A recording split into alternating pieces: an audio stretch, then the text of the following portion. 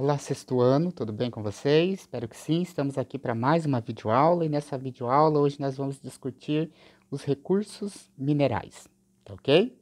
Então eu gostaria que vocês pegassem o material de vocês na página 48 para a gente poder discutir esse tema, que é tão importante, né, para todas as sociedades humanas, né, que são os recursos minerais.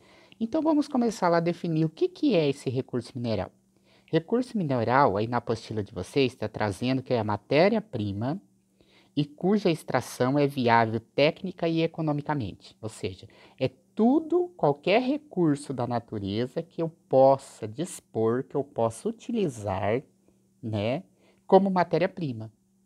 Por exemplo, um minério de ferro eu posso utilizar para a produção de chapas de ferro e daí a gama de produtos, né, que permitem o minério de ferro, né, construção de viadutos, de casas, de móveis, né, de carros, de estradas de ferro, de navios, né, e a importância que esse mineral tem como matéria-prima para a gente.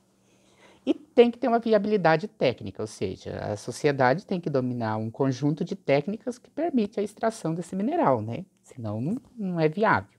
E tem que ser viável economicamente. Eu não posso, de repente, investir milhões numa extração, numa mina, numa jazida de minério, sendo que esse minério não é ocupado para a sociedade, né? Então ele precisa ter uma viabilidade técnica e econômica. E tem que ser uma matéria-prima que eu possa utilizar para fazer coisas. Tá ok? Não sei se vocês sabiam, mas o único minério que a gente encontra em forma líquida é o mercúrio.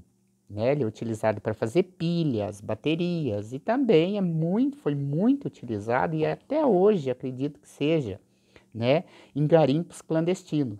Porque quando eles extraem as pepitas de ouro, ela vem com uma quantidade muito grande de sujeira incrustadas nela, que é areia, terra. Aí você faz aquela pré-lavagem do material do cascalho, retira as partes que são ouro, né? E junto vem aquele pozinho de ouro também. Então eles jogam mercúrio para poder fundir, para poder derreter aquele minério. Quando derrete com o mercúrio, né, o ouro fica retido, né? O mercúrio acaba separando o ouro da sujeira. Então é um mineral que é utilizado para separar o ouro da sujeira. Só que nesse processo, a água que é lavada acaba que levando esse mineral que escorre para os rios, né? E acaba contaminando. É um material considerado pesado, ele acaba sendo absorvido pelos animais, pelas plantas, né? E essa água é utilizada para abastecimento, para as pessoas para diversão, para banho, para abastecimento das cidades, para irrigação da lavoura. Esse metal contamina os peixes. E quando a gente absorve esses alimentos ou toma essa água, esse material vem parar no organismo da gente, provocando um descontrole do organismo, né? E algumas doenças também que podem levar até a óbito, certo? Então, por isso que fala uso clandestino, né? Porque tem que ser muito bem, né? Vamos dizer assim, fiscalizado os garimpos aonde se utiliza o mercúrio para fazer extração do ouro, né? A purificação do ouro, tá ok? Nos locais onde a gente encontra os minérios, a gente denomina de jazidas, né? Porque ali tem uma grande quantidade que permite uma instalação de um processo industrial que retire esse produto. Se uma jazida for muito pequena, não é viável você instalar uma grande obra na região, ter que construir estradas para poder retirar a quantidade de mineral, né?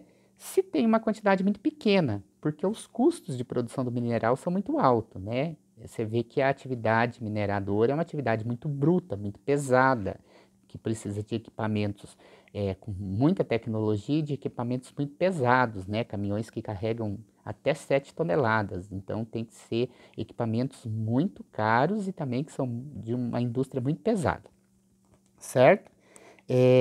Então, e outra coisa, pessoal, é considerada a mineração uma das atividades mais destrutivas que existem e que mais comprometem o meio ambiente. Porque quando você precisa retirar esses minerais, muitas vezes eles estão em camadas muito profundas da crosta terrestre. E centenas de metros cúbicos ou milhares de metros, dependendo do tamanho da extração que vai ocorrer naquele determinado local, precisa ser removido, acabando com a vegetação do local, né, interferindo na questão ambiental e também os produtos químicos que são usados na mineração, porque se utiliza de vários produtos químicos para fazer a separação desses materiais do solo e das sujeiras que vêm agregadas a esses materiais, certo? O Brasil tem uma tradição muito grande no processo de mineração. Ocorreu desde quando se descobriram, os bandeirantes descobriram as minas de ouro, hoje conhecido como estado de Minas Gerais. Mas antigamente aquele local ali onde se descobriram as minas de ouro em Minas Gerais, né, no estado de Minas Gerais, deram o nome nesse conjunto de cidades que tinha as minas de ouro e diamante de Minas Gerais, minas do governo português. Né? E mais tarde acabou dando nome ao estado de Minas Gerais. Tá, ok? Então nós temos uma tradição muito grande que remonta desde o período colonial, né, do período de colonização do Brasil, à extração de minérios. E continuamos ainda produzindo minérios, né?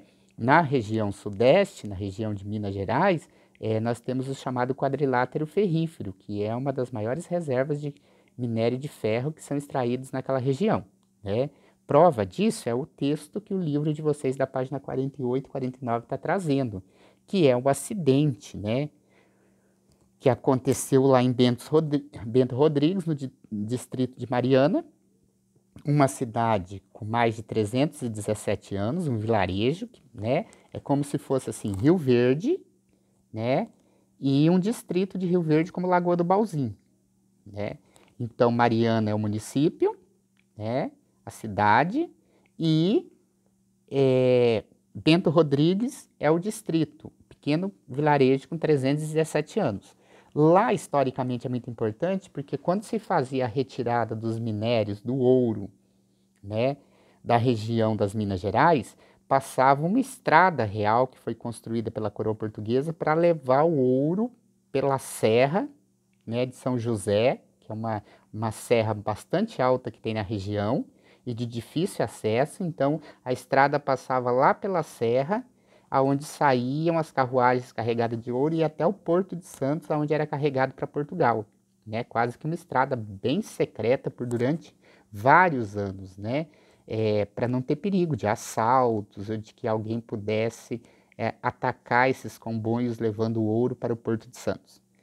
E tudo isso dentro de 11 segundos, né, numa avalanche, como está dizendo ali, de 62 milhões de metros cúbicos de lama, de rejeito, né, material super pesado, pastoso, né, um barro bastante pastoso, né, desceu sobre o vilarejo e matou 19 pessoas e destruiu grande parte da cidade, né. Também todo esse rejeito de lamas, né, acabou atingindo 3 rios da região, o rio Gualacho, do norte, do Carmo, e o rio Doce.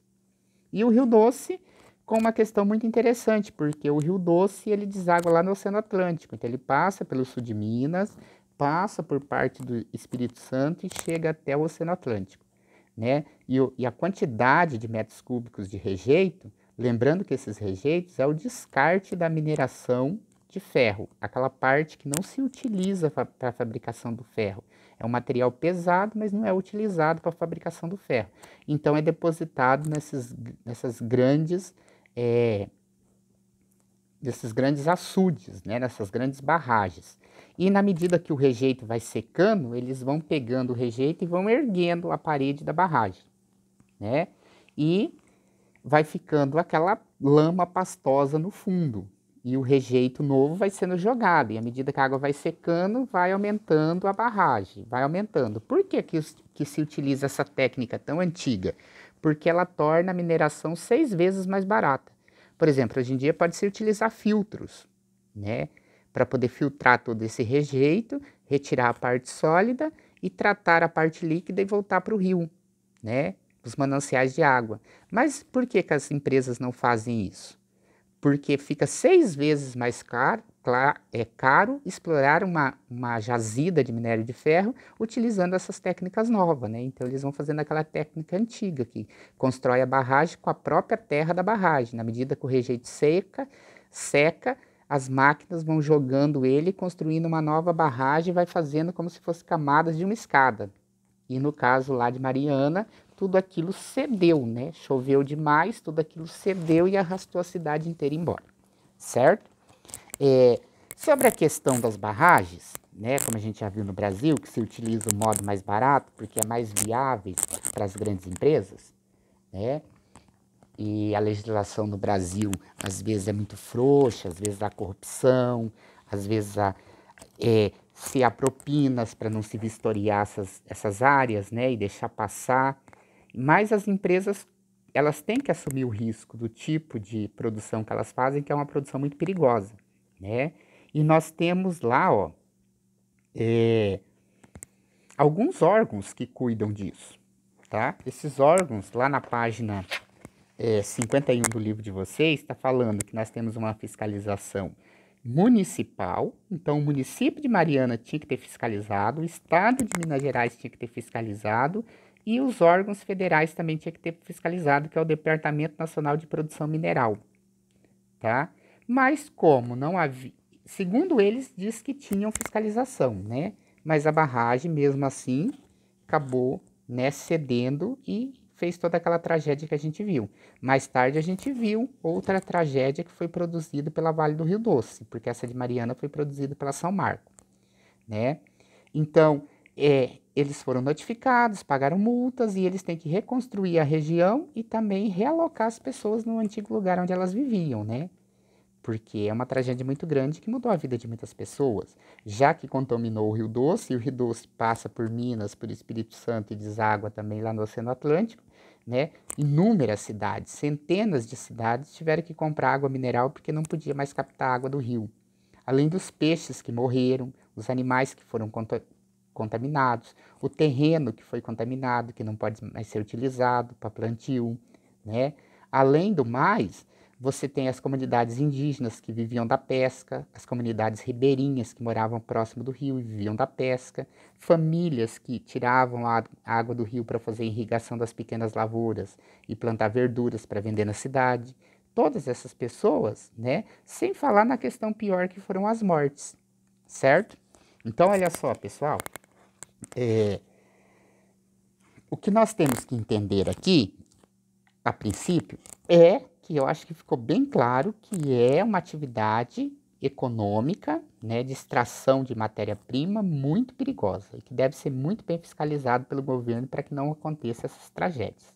Aí no mapa da página 49, então vocês estão observando lá, ó, como que era antes e depois da tragédia das duas represas que estouraram, né?